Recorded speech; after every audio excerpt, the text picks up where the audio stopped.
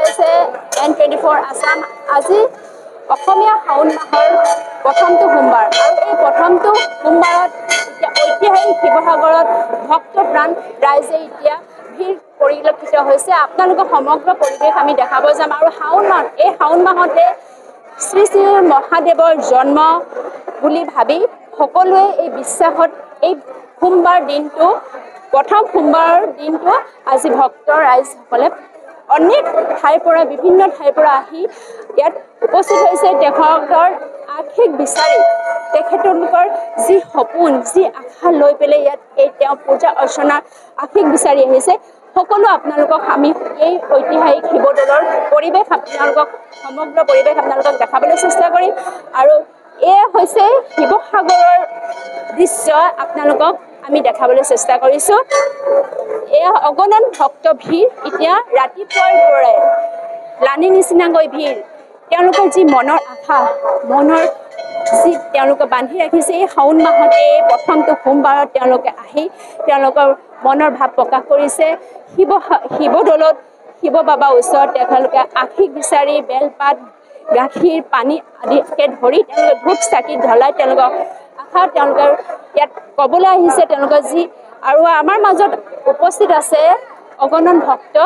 তাৰে মাজৰ পৰা আমি আপোনালোকক কিছু দৃশ্য আপোনালোকক দেখাব চেষ্টা কৰিম আৰু জানিবলৈ চেষ্টা কৰিম যে তেখেতলোকে কি আশা লৈ আহিছে আৰু ক'ৰ পৰা আহিছে আৰু কিমান সময়ৰ পৰা তেওঁলোকে ইয়াত অপেক্ষা কৰি আছে তেওঁলোকে আশা পূৰণ হ'বলৈ। নমস্কাৰ, আমি সৰভোগৰ পৰা আহিছোঁ, বৰপেটা জিলা। নিশাৰ পৰা আছে যোৱা আবেলিৰ পৰা আহিছোঁ, 6টা বজাৰ পৰা ইয়াতে আছোঁ আৰু ৰাতি অকণমান গৈ শুইছোঁ লজত। তাৰপিছত ৰাতিপুৱাই আৰু আহিছোঁ ইয়ালৈ, ভাল লাগিছে। আৰু আশা লৈ আহিছে যিহেতু ইমান দূৰৰ পৰা আহিছে। আশা লৈ আহিছোঁ মোৰ ঘৰৰ ভাল হওক, সমাজখনৰ ভাল হওক, অসমখন ভাল হওক, সমগ্ৰ ভাৰতবৰ্ষ ভালে থাকক, হিন্দু সনাতনী ধৰ্ম জীয়াই থাকক, এই আশা কৰি আহিছোঁ। প্ৰথমবাৰ আহিছে নে আগতো আহিছে? আগতে এনে শিৱদৌললৈ আহিছোঁ, কিন্তু শাওণ মাহত অহা নাছিলোঁ, এইবাৰ আহিছোঁ। মনৰ আশা পূৰণ হ'ল, জীৱনত কিবা এটা কৰা বুলি ভাবিলোঁ আৰু আজি।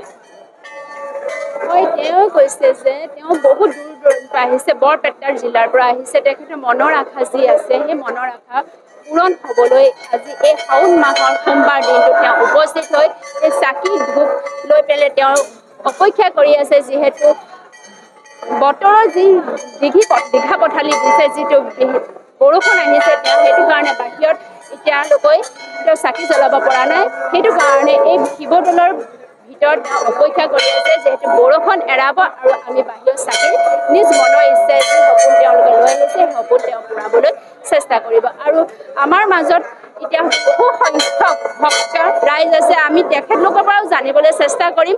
যিহেতু আমি পোনপটীয়াভাৱে তেখেতলোকৰ মাজলৈ আমি যাবলৈ চেষ্টা কৰিম।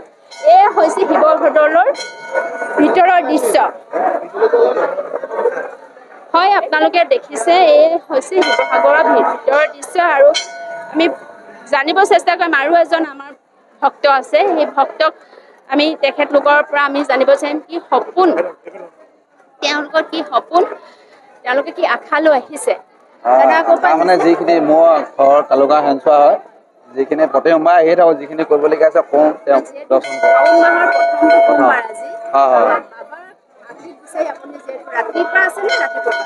মানে মোৰ অহা বেছি টাইম হোৱা নাই, আধা ঘণ্টা 1 ঘণ্টা হ'ল। যিখিনি কৰিবলগীয়া আছে কৰি মেলিও তেওঁক দৰ্শন কৰিলোঁ আৰু চাকি দিলোঁ, ধূপ চুপ দিলোঁ। এতিয়া ভাল লাগিছে মনটো, দিনটোলৈ ভাল লাগি থাকে আৰু তেওঁকতো সদায় পুজিয়ে থাকোঁ প্ৰতি সোমবাৰ। সেইখিনি তাৰপিছত দৰ্শন কৰি ভাল লাগিলে। হয়, তেওঁলোকৰ মনৰ আশা তেওঁলোকে ক'লে আৰু সকলোৰে ভাল হওক এই বুলিয়ে সোমবাৰ দিনটো তেওঁলোকে আশীষ বিচাৰে। ইয়াৰ পৰাই মই সকলো দৃশ্য আপোনালোকক দেখাবলৈ চেষ্টা কৰিলোঁ। শিৱসাগৰৰ পৰা মণি গগৈৰ ৰিপৰ্ট, N24 আসাম।